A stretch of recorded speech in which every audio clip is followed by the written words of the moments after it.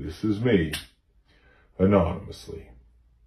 We wake up the next morning and realize it's just the two of us, and we are absolutely ecstatic to be on our own, just the two of us. For the next 2.5 months or so, this will be our home.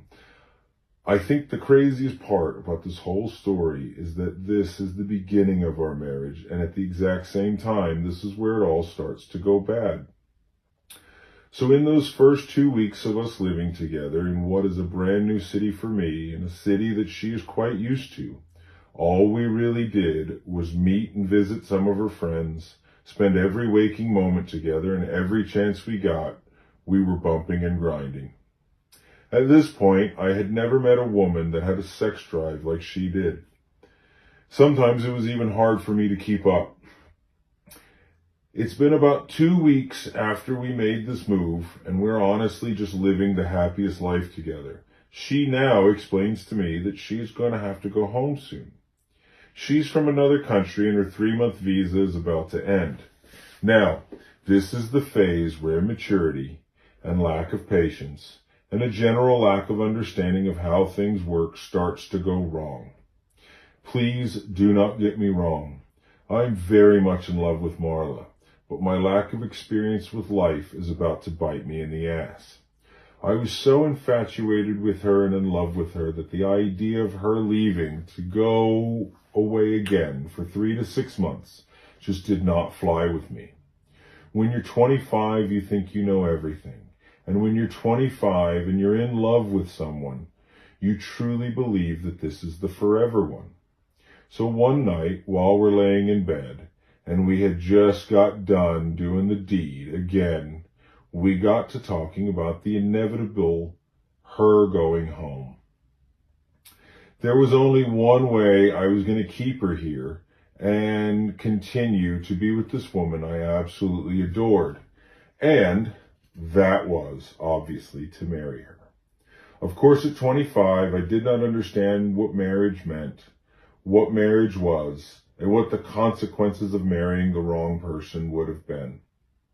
So in a haste, I asked her to marry me right here, right now, and she very excitedly said yes.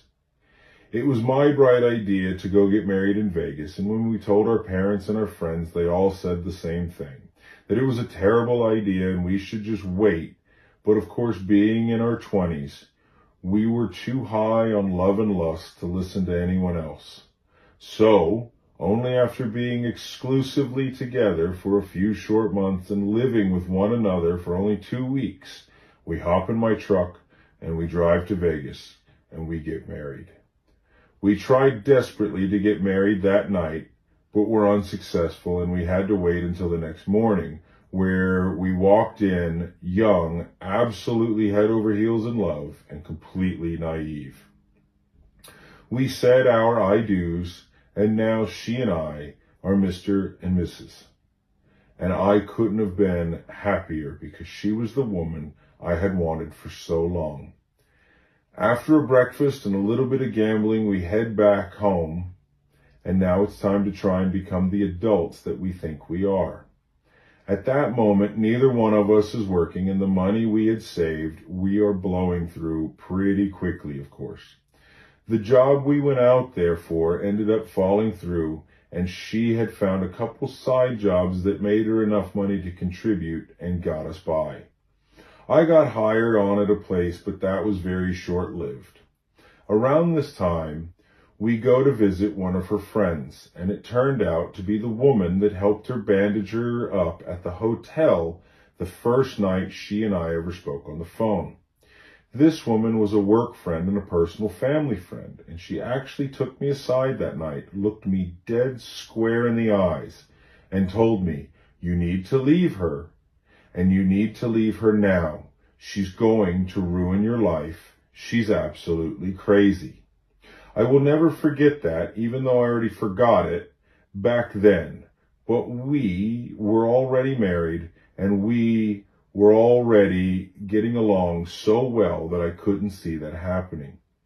I did what any loyal husband would do, and I told her she didn't know what she was talking about, And then, as soon as myself and Marla were alone, I told her what happened, and that was the end of that family friend.